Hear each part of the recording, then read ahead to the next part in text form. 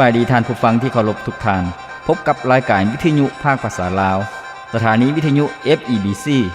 รายการ30นาทีต่อไปนี้หวังว่าจะเป็นประโยชน์ต่อท่านผู้ฟังในการดำเนินชีวิตเมื่อท่านผู้ฟังได้ติดตามรายการนี้ท่านก็จะมีความหวังมีความสุขในการดำเนินชีวิตเชิญท่านผู้ฟังติดตามได้ดังต่อไปนี้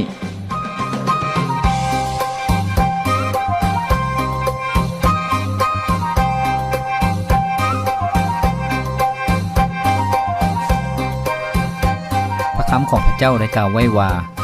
ผู้ใดมีใจอ่อนหวานก็เป็นสุขเพราะว่าผู้นั้นจะได้รับแผ่นดินโลกเป็นมรดก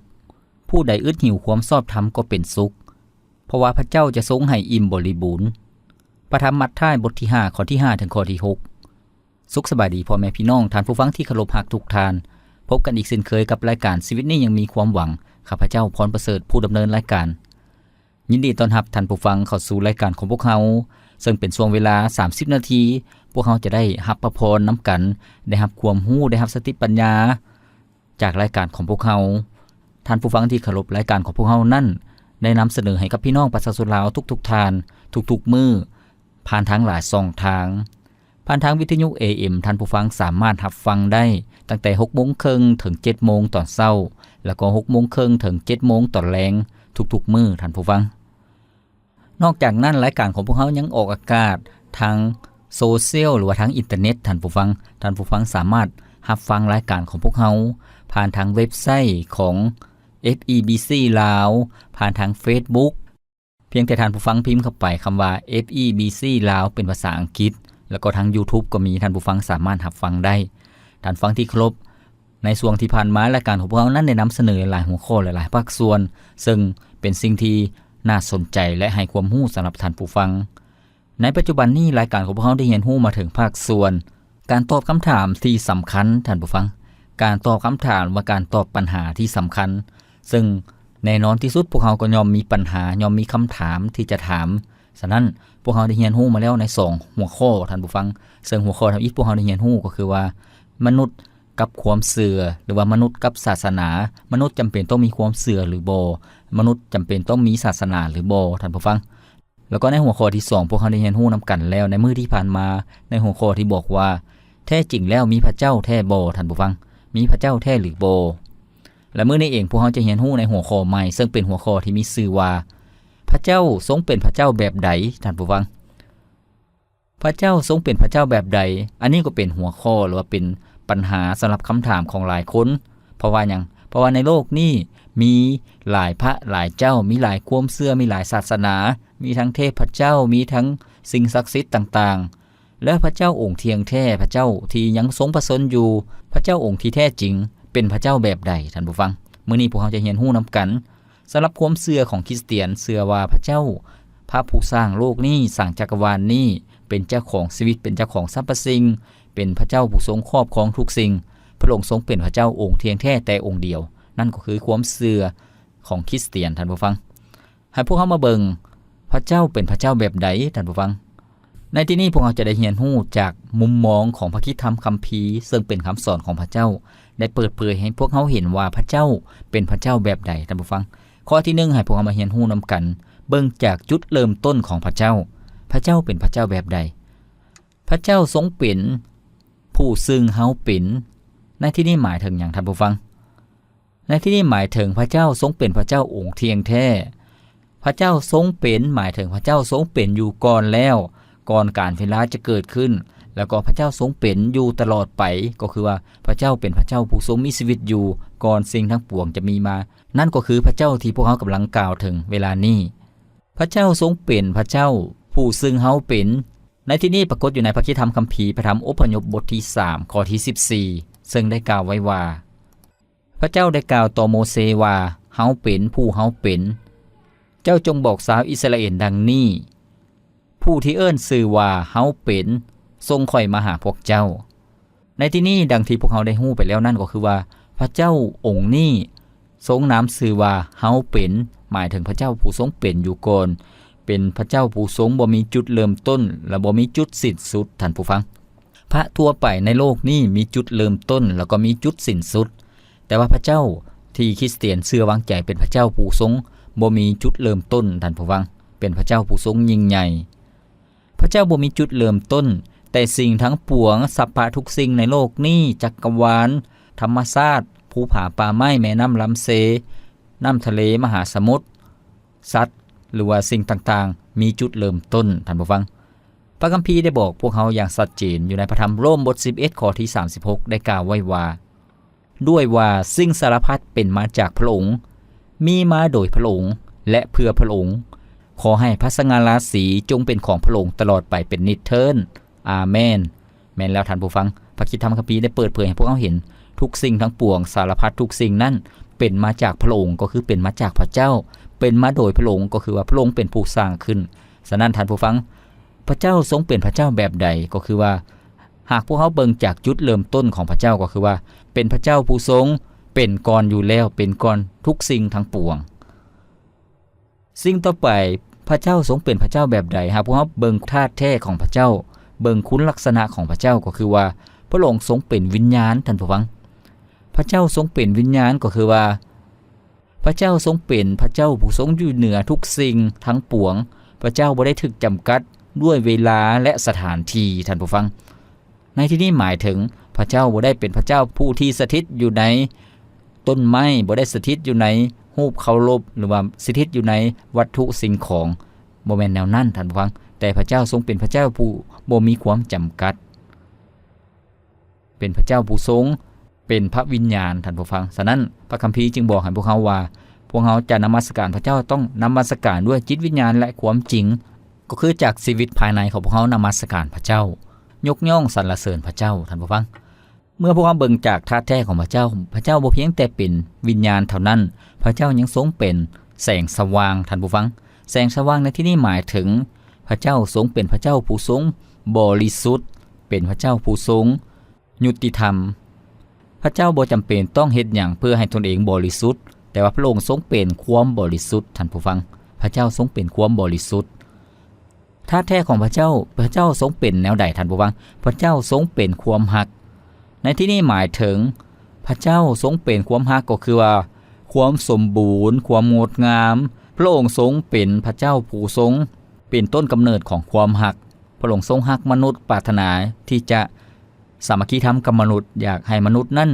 ได้รับความรอดพ้นนั่นก็คือพระเจ้าทรงเป็นความรักท่านผู้ฟัง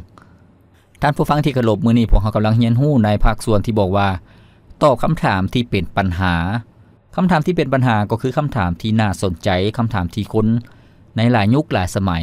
พากันถามท่านผู้ฟังซึ่งพวกเรากำลังเรียนรู้ในหัวข้อที่บอกว่าพระเจ้าทรงเป็นพระเจ้าแบบใดท่านผู้ฟังพวกเราได้เรียนรู้แล้วที่ผ่านมาก็คือว่าพระเจ้าเป็นพระเจ้าผู้ทรงเป็นอยู่หากพวกเราเบิ่งจากจุดเริ่มต้นของพระเจ้าหากว่าเบิ่งจากธาตุแท้ของพระเจ้าคือพระเจ้าทรงเป็นพระวิญญาณพระเจ้าทรงเป็นแสงสว่างหรือว่าความสว่างพระเจ้าทรงเป็นความรักท่านผู้ฟังให้พวกเรามาพักฟังเพลงจากรายการของพวกเราก่อนจักหนึ่งเสียงเพลงแล้วพวกเราจะมาเรียนรู้นำกันอีกในคำถามที่บอกว่าพระเจ้าทรงเป็นพระเจ้าแบบใดท่านผู้ฟังพวกเราจะเรียนรู้นำกันมีบางครั้งชีวิตวุ่นวายสับสนคุมทุกข์และความมืดมนปะปนในชีวิตเฮาและมีหลายครั้งปัญหาเข้ามาทับถมเส้นทางของเฮามืดมนบ่มีที่จะเดินไปเป็นอย่างนี้มานานและบ่ฮู้ว่าด้วยเหตุใดบ่มีไผมาสนใจในชีวิตเฮาพระเจ้าบ่ได้หูตึงพระเจ้าบ่ได้อ่อนแอความจริงที่แท้มันเป็นเพราะบาปของเฮาความบาปให้เฮาเหินห่างจากทางของพระองค์เหตุฉะนั้นเฮาต้องกับใจพระเจ้าจะให้อภัยและให้เฮามีชีวิตใหม่ในชีวิตพระเจ้าจะทรงอวยพรเป็นความสุขที่ถาวร และมีชีวิตนิรันดร์เป็นอย่างนี้มานานและบ่ฮู้ว่าด้วยเหตุใดบ่มีไผมาสนใจในชีวิตเฮาพระเจ้าบ่ได้หูตึงพระเจ้าบ่ได้อ่อนแอความจริงที่แท้มันเป็นเพราะบาปของเฮาความบาปให้เฮาเหินห่างจากทางของพระองค์เหตุฉะนั้นเฮาต้องกลับใจพระเจ้าจะให้อภัยและให้เฮามีชีวิตใหม่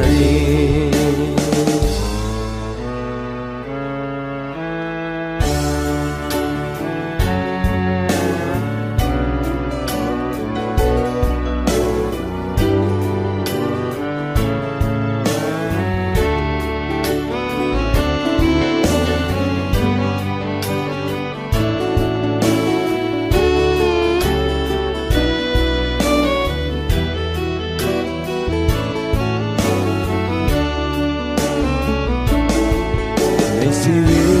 ตพระเจ้าจะทรงอวยพรเป็นความสุขที่ถาวรและมีชีวิตนิรันดร์เป็นอย่างนี้มานานและบ่ฮู้ว่าด้วยเหตุใดบ่มีไผมาสนใจในชีวิตเฮาพระเจ้าบ่ได้หูตึงพระเจ้าบ่ได้อ่อนแอความจริงที่แท้มันเป็นเพราะบาปของเฮาความบาปให้เฮาเหินห่างจากทางของพระองค์เหตุฉะนั้นเฮาต้องกลับใจพระเจ้าจะให้อภัย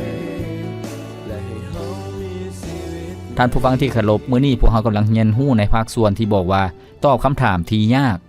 ซึ่งคำถามนี้ก็คือเป็นคำถามที่น่าสนใจพวกเรากำลังเรียนรู้ในหัวข้อที่บอกว่าพระเจ้าทรงเป็นพระเจ้าแบบใดท่านผู้ฟังพระเจ้าทรงเป็นพระเจ้าแบบใดเพราะว่าในโลกนี้มีหลายพระหลายเจ้าเทพเจ้าก็มีสิ่งศักดิ์สิทธิ์ในโลกนี้ที่คนเชื่อนับถือก็มีแต่ว่าพระเจ้าองค์เทียงแท้ที่พวกเรากำลังกล่าวถึงเป็นพระเจ้าที่คริสเตียนเชื่อวางใจท่านผู้ฟังให้พวกเขามาเบิงในภาคส่วนนี้พระเจ้าทรงเป็นพระเจ้าแบบใดเบิงจากพระลักษณะหรือว่านิสัยของพระเจ้าพระเจ้าทรงเป็นพระเจ้าแบบใดก็คือว่าพระเจ้าทรงเป็นองค์บริสุทธิ์ท่านผู้ฟังในที่นี้พระคัมภีร์บอกว่าพวกเจ้าจงเป็นคนบริสุทธิ์เพราะว่าพระเจ้าทรงเป็นพระเจ้าผู้ทรงบริสุทธิ์ในที่นี้พระเจ้าเป็นพระเจ้าผู้ทรงบริสุทธิ์ก็คือว่าพระองค์นั้นทรงเป็นพระเจ้าผู้ทรงเรียกร้องศีลธรรมจากมนุษย์เพราะว่าพระเจ้าทรงเป็นพระเจ้าผู้ทรงบริสุทธิ์มนุษย์นั่นเป็นคนบาปมนุษย์บ่สามารถสร้างคุณงามความดีได้เองท่านผู้ฟังมนุษย์บ่สามารถเฮ็ดให้ตัวเองนั่นเป็นคนบริสุทธิ์ได้เพราะว่ามนุษย์เป็นคนบาปพระเจ้าทรงเป็นพระเจ้าผู้ทรงบริสุทธิ์มีสง่าราศีพระองค์ต้องการความบริสุทธิ์จากมนุษย์ก็คือว่าให้มนุษย์นั่นอยู่ในศีลธรรมคำสอนของพระเจ้าท่านผู้ฟังมนุษย์จึงจะเป็นผู้ที่บริสุทธิ์ในที่นี้พระคิดธรรมคัมภีร์ในพระธรรม1เปโตรบทที่1ข้อที่15-16ได้กล่าวไว้ว่าแต่เพราะพระองค์ผู้ทรงเอิ้นเจ้าทั้งหลายนั่นบริสุทธิ์ฝ่ายพวกเจ้าจงกลายเป็นผู้บริสุทธิ์ในทางกิริยาวาจาทุกประการเหมือนกันเพราะมีคำเขียนไว้ว่าเจ้าทั้งหลายจงบริสุทธิ์เพราะฝ่ายเฮาบริสุทธิ์แม่นแล้วท่านผู้ฟังพระเจ้าทรงเรียกร้องศีลธรรมจากมนุษย์บ่เพียงแต่การกระทำหรือว่าการประพฤติต้องบริสุทธิ์กิริยาหรือว่าคำเว้าก็ต้องบริสุทธิ์ด้วยฉะนั้นพระเจ้าทรงเรียกร้องจากมนุษย์พระเจ้าบ่ได้เรียกร้องจากสัตว์ท่านผู้ฟังเพราะว่าสัตว์นั้นบ่ได้มีการตอบสนองต่อพระเจ้าพระเจ้าทรงสร้างมนุษย์ด้วยความรักพระเจ้าทรงสร้างมนุษย์นั้นให้มีจิตสำนึกให้มนุษย์นั้นตอบสนองต่อความรักของพระเจ้าแล้วก็ดำเนินชีวิตในโลกนี้อย่างบริสุทธิ์ยุติธรรมท่านผู้ฟังคำถามที่บอกว่าพระเจ้าทรงเป็นพระเจ้าแบบใดหากพวกเราเบิ่งในลักษณะอุปนิสัยของพระเจ้าพระเจ้าบ่เพียงแต่เป็นพระเจ้าผู้ทรงบริสุทธิ์เท่านั้นสิ่งต่อมาก็คือว่าพระเจ้าทรงเป็นพระเจ้าผู้ทรงเที่ยงธรรมเป็นพระเจ้าผู้ทรงยุติธรรมนั่นเองท่านผู้ฟังพ พระเจ้าทรงเป็นพระเจ้าผู้ทรงเที่ยงธรรมยุติธรรมถูกก็ว่าถูกผิดก็ว่าผิดนั่นก็คือเป็นพระเจ้าผู้ทรงยุติธรรมและเที่ยงธรรมในพระธรรม1โยฮันบทที่1ข้อที่9ได้กล่าวไว้ว่าถ้าเฮาทั้งหลายสารภาพผิดบาปทั้งหลายของพวกเฮาพระองค์ผู้ทรงสัตย์ซื่อและเที่ยงธรรมจะทรงโปรดยกบาปของพวกเฮาและจะทรงโปรดสำระล้างเฮาทั้งหลายจากการอธรรมหมดสิ้นแม่นแล้วท่านผู้ฟังพระเจ้าในที่นี้เป็นพระเจ้าผู้ทรงสัตย์ซื่อและเที่ยงธรรมเมื่อพวกเขาสารภาพความผิดบาปของพวกเขาขอรับการอภัยจากพระเจ้าพระเจ้าก็ทรงยกโทษให้กับพวกเขาท่านผู้ฟังนี่ก็คือพระเจ้าทรงเป็นพระเจ้าผู้ทรงยุติธรรมพระคัมภีร์ได้เปิดเผยให้พวกเขาเห็นว่าในยุคสุดท้ายพระเจ้าจะทรงเสด็จมาเมื่อสิ้นสุดโลกนี้พระเจ้าจะทรงเสด็จกลับมาพิพากษามนุษย์ทั้งปวงท่านผู้ฟังคนที่ชอบธรรมยุติธรรมก็จะได้เข้าในแผ่นดินของพระเจ้าส่วนคนอธรรมหรือว่าคนบาปก็จะถูกตัดสินลงโทษตกนรกบึงไฟอเวจีท่านผู้ฟังนั่นก็คือพระคิดธรรมคัมภีร์ได้เปิดเผยให้กับพวกเขาการที่พวกเขาอยากเป็นผู้ที่บริสุทธิ์ยุติธรรมพวกเขาก็ต้องเข้าในเงื่อนไขของพระเจ้าเข้าในกฎเกณฑ์ของพระเจ้าคืออย่างท่านผู้ฟังก็คือรับเชื่อวางใจในพระเยซูเจ้ายอมรับว่าพวกเขาเป็นคนบาปเชื่อในพระเยซูเจ้าให้เป็นพระผู้ช่วยให้พ้นพวกเขาตายแทนบาปของพวกเขาอยู่ถึงไม้กางเขนความบาปของพวกเขาก็ได้รับการอภัยชีวิตของพวกเขาก็ได้รับการชำระให้บริสุทธิ์เป็นคนที่บริสุทธิ์และได้เข้าในแผ่นดินสวรรค์นั่นก็คือวิธีการของพระเจ้าท่านผู้ฟังมื้อนี้พวกเขากำลังเรียนรู้ในหัวข้อที่บอกว่าแท้จริงพระเจ้าทรงเป็นพระเจ้าแบบใดพวกเขากำลังเรียนรู้ถึงพระลักษณะหรือว่าอุปนิสัยของพระเจ้าสิ่งต่อไปก็คือว่าพระเจ้าทรงสมบูรณ์ด้วยความรักความเมตตาท่านผู้ฟังพระเจ้าทรงเป็นพระเจ้าผู้ทรงเต็มไปด้วยความรักความเมตตาในพระคัมภีร์ได้เปิดเผยให้พวกเขาเห็นพระลักษณะของพระเจ้าหรือว่าอุปนิสัยของพระเจ้าพระเจ้าทรงเป็นพระเจ้าผู้ทรงเต็มไปด้วยความรักความเมตตาก็คือกันกับพ่อที่รักลูกของตนเองพ่อที่ยกโทษให้กับลูกของตนเองความรักของผู้เป็นพ่ออยู่ในโลกนี้ก็ยังรักลูกเต้าของตนเองฉะนั้นพระเจ้าทรงเป็นพระบิดาอยู่ถึงแผ่นดินสวรรค์พระองค์ก็ทรงรักมนุษย์ทุกคนที่พระองค์ทรงสร้างขึ้นมาด้วยความรักเมื่อมนุษย์ล้มลงในความผิดบาปเมื่อมนุษย์พบกับปัญหาความทุกข์ยากลำบากอุปสรรคต่างๆพระเจ้าก็ทรงห่วงใยพระองค์ก็ทรงปรารถนาที่จะช่วยเหลือพวกเขาเจ้าให้พ้นจากปัญหาเหล่านั้นท่านผู้ฟังพระเจ้าทรงเป็นพระเจ้าผู้ทรงสัตย์ซื่อก็คือว่าพระองค์ทรงเป็นพระเจ้าผู้ทรงรักษาคำมั่นสัญญาของพระองค์แล้วก็พระเจ้าทรงเป็นพระเจ้าผู้ทรงมีความรักที่มั่นคงบ่ได้เปลี่ยนแปลงมนุษย์ยังมีความจำกัดยังมีความเปลี่ยนแปลงตามกาลเวลาแต่ว่าในที่นี้พระเจ้าทรงเป็นพระเจ้าผู้บ่ได้ทรงเปลี่ยนแปลงพระองค์ยังเป็นพระเจ้าผู้ทรงเหมือนเดิมแล้วก็เป็นพระเจ้าผู้ทรงสัตย์ซื่อในคำมั่นสัญญาของพระองค์ท่านผู้ฟังสิ่งต่อไปพระลักษณะหรือว่าอุปนิสัยของพระเจ้าพระองค์ทรงเป็นพระเจ้าแนวใดพระองค์ทรงเป็นพระเจ้าแห่งความจริงท่านผู้ฟังพระเจ้าทรงเป็นความจริงความจริงก็คือว่าคำตอบในความคิดในจิตใจในจิตวิญญาณของมนุษย์ทุกคนหลายยุคหลายสมัยที่หลายคนพยายามแสวงหาคำตอบของชีวิตที่ไปที่มาของจักรวาลที่ไปที่มาของโลกนี้แล้วก็จุดหมายปลายทางในชีวิตของมนุษย์เฮาตายแล้วพวกเขาจะไปใส่ความจริงก็คือว่าพระเจ้าทรงเป็นความจริงท่านผู้ฟังนั่นก็คือองค์พระเยซูเจ้าพระองค์ทรงเป็นความจริงบ่มีคำว่าขี้ตัวบ่มีคำว่าหลอกลวงบ่มีคำว่าผิดหวังในพระเจ้าทรงเป็นความจริงทุกประการท่านผู้ฟังพระคัมภีร์ได้เปิดเผยให้พวกเขาได้เห็นอย่างชัดเจนท่านผู้ฟังท่านใดที่สนใจอยากเรียนรู้เรื่องราวของพระเจ้าท่านผู้ฟังสามารถถามคนที่เชื่อวางใจในพระเยซูเจ้าหรือว่าคริสเตียนนอกจากนั้นท่านผู้ฟังสามารถอ่านในพระคัมภีร์ท่านผู้ฟังก็จะได้รู้จักว่าพระเจ้าทรงเป็นพระเจ้าแบบใดท่านผู้ฟังพระเจ้าทรงเป็นพระเจ้าผู้ทรงประเสริฐท่านผู้ฟังพระเจ้าทรงเป็นพระเจ้าผู้ทรงประเสริฐหรือว่าเป็นพระเจ้าผู้ทรงแสนดีเป็นพระเจ้าผู้ทรงดีเลิศพระองค์ทรงสอนวิถีทางของพระองค์แนวทางของพระองค์ให้กับมนุษย์ที่เป็นคนบาปให้เขาเจ้าได้ยังในทางที่ถูกต้องได้ดำเนินชีวิตในทางที่ถูกต้องพระเจ้าทรงเป็นพระเจ้าที่ทรงประเสริฐแนวใดท่านผู้ฟังก็คือว่าพระเจ้าทรงจัดเกี่ยมแผนการที่ดีสำหรับมนุษย์พวกเขาเมื่อพวกเขาเป็นคนบาปซอยตนเองบ่ได้พระเจ้าก็ทรงพระบุตรของพระองค์ก็คือองค์พระเยซูเจ้ามาเกิดเป็นมนุษย์ตายแทนบาปมนุษย์ท่านผู้ฟังและให้คนเฮาได้รู้จักการดำเนินชีวิตที่จะหลุดพ้นจากความผิดบาปจากการทดลองจากความทุกข์จากเวรกรรมจากคำสาปแช่งต่างๆสิ่งเหล่านั้นพวกเขาจะหลุดพ้น พวกเขาจะมีชัยชนะเมื่อพวกเขาเชื่อวางใจในพระเจ้าท่านผู้ฟังสิ่งต่อไปที่พวกเขาจะเรียนรู้เรื่องพระลักษณะหรือว่าอุปนิสัยของพระเจ้าทรงเป็นพระเจ้าแบบใดก็คือว่าพระเจ้าทรงเป็นพระเจ้าผู้ทรงมีฤทธิ์อำนาจยิ่งใหญ่หมายถึงฤทธิ์อำนาจยิ่งใหญ่ในที่นี้หมายถึงเป็นพระเจ้าผู้ทรงมีพลังบ่จำกัดเหนือธรรมชาติท่านผู้ฟังพระเจ้าทรงเป็นพระเจ้าผู้ทรงมีฤทธิ์อำนาจเหนือธรรมชาติพระเจ้าทรงเป็นพระเจ้าผู้ทรงมีฤทธิ์อำนาจเหนือความตายพระเจ้าทรงเป็นพระเจ้าผู้ทรงมีฤทธิ์อำนาจเหนือความบาปเหนือความมืดเหนือผีมารชั่วร้ายหรือว่ามารซาตานพระเจ้าทรงมีฤทธิ์อำนาจเหนือผีมารซาตานหรือว่าเจ้าของแห่งความตายนั้นก็คือผีมารซาตานฉะนั้นพระเจ้าทรงเป็นพระเจ้าผู้ทรงยิ่งใหญ่ท่านผู้ฟังซึ่งในหัวข้อต่อไปพวกเขาจะเรียนรู้เรื่ององค์พระเยซูเจ้าเป็นผู้ใด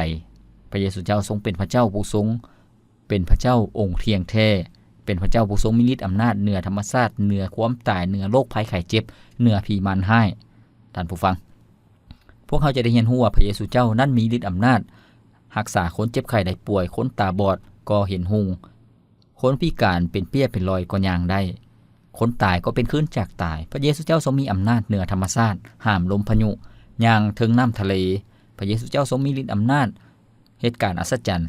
เลี้ยงคน 5,000 คนด้วยข้าวจี5ก้อนแล้วก็ป่า2ตัวท่านผู้ฟังพวกเขาจะได้เรียนรู้นำกันสะด้านท่านผู้ฟังที่เคารพหากพวกเขามาเบิ่งอีกด้านหนึ่งพระเจ้าทรงเป็นพระเจ้าแบบใดในคำสอนในพระกิตติธรรมคัมภีร์ซึ่งเป็นความเชื่อของคริสเตียนก็คือว่าพระเจ้าทรงเป็นพระเจ้าผู้ทรงเป็นตรีเอกานุภาพก็คือว่าเป็นพระเจ้า3พระภาคพระเจ้าทรงมีพระเจ้าเดียวแต่สำแดงออกเป็น3พระภาคก็คือว่าพระบิดาเจ้าพระบุตรเจ้าและพระวิญญาณบริสุทธิ์เจ้าซึ่งในพระกิตติธรรมคัมภีร์ได้บอกให้พวกเขาได้เรียนรู้เรื่องของพระเจ้าตั้งแต่ในพระคัมภีร์เดิมพระธรรมปฐมกาลจนถึงพระธรรมมาระกีในพระคัมภีร์เดิมในประวัติศาสตร์ของชาติอิสราเอลตั้งแต่พระเจ้าทรงสร้างโลกแล้วก็ประวัติศาสตร์ของชาติอิสราเอลพระเจ้าได้สำแดงพระองค์เป็นในพระลักษณะของพระบิดาเจ้าในข่าวประเสริฐของพระเยซูเจ้าตั้งแต่พระธรรมมัทธิวถึงพระธรรมโยฮันพระเจ้าทรงสำแดงพระองค์เป็นพระลักษณะพระบุตรก็คือพระเยซูเจ้าจากนั้นเมื่อพระเยซูเจ้าถูกขึงอยู่ถึงไม้กางเขนถูกฝังไว้ในอุโมงค์3 มื้อพระองค์ทรงเป็นขึ้นจากความตายแล้วก็พระองค์เสด็จขึ้นสู่สวรรค์พระเจ้าก็สำแดงพระองค์ในลักษณะคือพระวิญญาณบริสุทธิ์เจ้าตั้งแต่สมัยพระธรรมกิจการก็คือว่าคริสตจักรยุคทำอิฐจนถึงปัจจุบันนี้ฉะนั้นท่านผู้ฟังที่เคารพพระเจ้าทรงเป็นพระเจ้าที่ยิ่งใหญ่สำแดงพระองค์เป็น3พระภาคพระบิดาเจ้าพระบุตรเจ้าและพระวิญญาณบริสุทธิ์เจ้าคนที่เชื่อวางใจในพระเยซูเจ้าพวกเขาก็มีพระวิญญาณบริสุทธิ์เจ้าอยู่ในชีวิตของพวกเขาซึ่งเป็นพระเจ้าผู้ทรงมีฤทธิ์อำนาจยิ่งใหญ่เคลื่อนไหวในชีวิตของพวกเขาสั่งสอนพวกเขาเล่าล้มใจพวกเขาให้ฤทธิ์อำนาจกับพวกเขาท่านผู้ฟังในการดำเนินชีวิตในโลกนี้อย่างมีชัยชนะฉะนั้นท่านผู้ฟังที่เคารพมื้อนี้พวกเขาได้เรียนรู้เรื่องราวของพระเจ้าว่าพระเจ้าทรงเป็นพระเจ้าแบบใดหากพวกเขาเรียนรู้พวกเขาจะเห็นว่าพระเจ้าทรงเป็นพระเจ้าที่พวกเขาเบิ่งบ่เห็นแต่พวกเขาสัมผัสได้พวกเขาสามารถเห็นความยิ่งใหญ่ของพระเจ้าในการทรงสร้างของพระองค์สรรพสิ่งจักรวาลนี้พระเจ้าทรงสร้างและชีวิตของคนเฮามนุษย์เฮาพระเจ้าทรงสร้างอย่างอัศจรรย์ฉะนั้นท่านผู้ฟังที่เคารพมื้อนี้พวกเราได้เรียนรู้เรื่องราวของพระเจ้าข้าพเจ้าเชื่ออย่างยิ่งว่าผู้ที่เชื่อวางใจในพระเยซูเจ้าก็คือคริสเตียนจะได้เติบใหญ่ในความเชื่อฮู้จักกับพระเจ้าหลายขึ้นทุกๆมื้อส่วนคนที่ยังบ่ได้เชื่อวางใจในพระเยซูเจ้าหรือว่าเป็นผู้ที่สนใจท่านผู้ฟังสามารถเปิดใจรับเชื่อวางใจในพระเยซูเจ้าต้อนรับพระเยซูเจ้ามื้อนี้ท่านผู้ฟังก็เป็นลูกของพระเจ้าในมื้อนี้ท่านผู้ฟังก็หลุดพ้นจากนรกบึงไฟท่านผู้ฟังก็มีชื่อจดไว้ในหนังสือชีวิตอยู่ถึงสวรรค์ท่านผู้ฟังก็บ่ได้ตกนรกบึงไฟท่านผู้ฟังหากท่านผู้ฟังท่านใดสนใจอยากรับเชื่อวางใจในพระเยซูเจ้าอยากหลุดพ้นจากความบาปคำสาปแช่งเว้นกรรมต่างๆอยากหลุดพ้นจากอำนาจชั่วร้ายท่านผู้ฟังท่านใดอยากปรารถนาหลุดพ้นออกจากอำนาจความมืดอำนาจชั่วร้ายหรือว่าไสยศาสตร์ต่างๆผีมารร้ายต่างๆท่านผู้ฟังสามารถอธิษฐานพร้อมกับข้าพเจ้าในเวลานี้ข้าพเจ้าจะนำท่านผู้ฟังรับเชื่อวางใจในพระเยซูเจ้าแบบสั้นๆก็คือว่าข้าได้พระบิดาเจ้า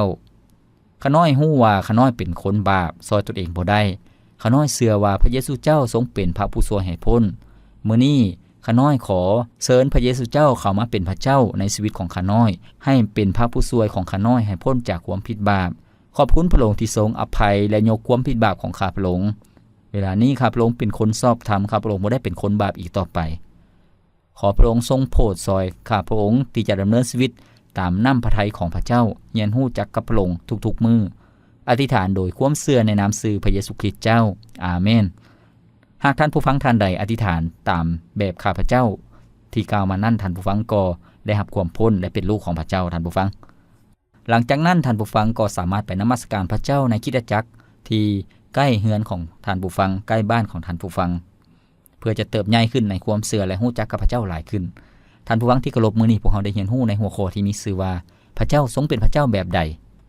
พวกเราได้เรียนรู้แล้วว่าพระเจ้าทรงเป็นพระเจ้าผู้ทรงบ่ได้จำกัดเป็นพระเจ้าผู้ทรงยิ่งใหญ่เป็นพระเจ้าผู้ทรงดำรงอยู่ตลอดไป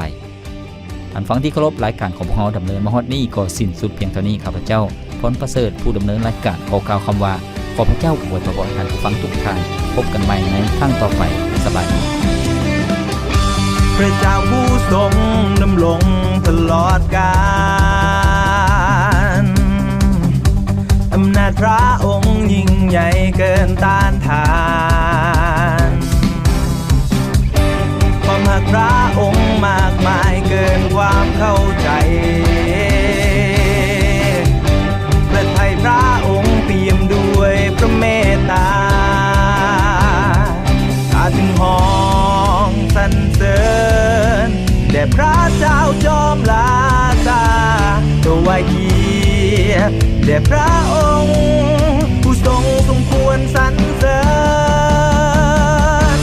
นมัสการพระเจ้ายิ่งใหญ่ถึงฟ้าและแผ่นดินสวรรค์นมัสการพระเจ้าห่วงการที่ทุกวันนั้นเป็นวันสรรเสริญขอพระเกียรติและพระสิริจงเป็นของพระองค์เพียงผู้เดียวจากวันนี้และตลอดไปสรรเสริญพระเจ้าผู้ยิ่งใหญ่องค์พระเยซูพระเจ้าผู้ทรงดำรงตลอดกาลอำนาจพระองค์ยิ่งใหญ่เกินต้านทานความรักพระองค์มากมายเกินความเข้าใจพระทัยพระองค์เปี่ยมด้วยพระเมตตาข้าจึงห้องสรรเสริญแด่พระเจ้าจอมลาซาถวายเกี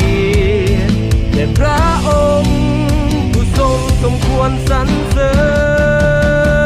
ญนมัสการพระเจ้ายิ่งใหญ่ทั้งใต้ฟ้าและแผ่นดินสวรรค์นมัสการพระเจ้าร่วมกันให้ทุกวันนั้นเป็นวันสรรเสริญขอพระเกียรติและพระสิริจงเป็นของพระองค์เพียงผู้เดียวจากวันนี้และตลอดไปสรรเสริญพระเจ้าผู้ยิ่งใหญ่องค์พระเยซู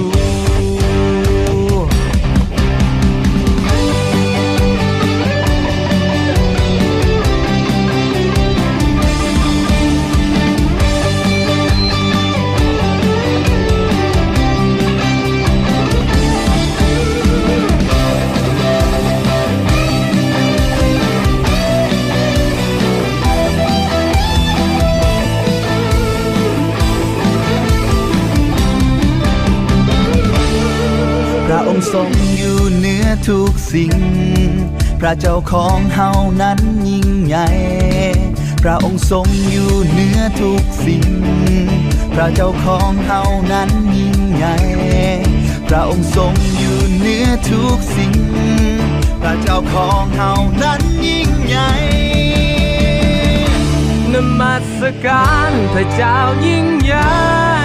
ทั้งใต้ฟ้าและแผ่นดินสวรรค์นมัสการพระเจ้าร่วมกันให้ทุกวันนั้นเป็นวันสรรเสริญนมัสการพระเจ้า